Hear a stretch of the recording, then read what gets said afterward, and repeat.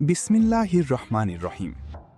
প্রিয় ভাই ও বোনেরা, আজকের এই ছোট্ট ভিডিওতে আমরা বিয়ে সম্পর্কে একটি গুরুত্বপূর্ণ হাদিস জানব।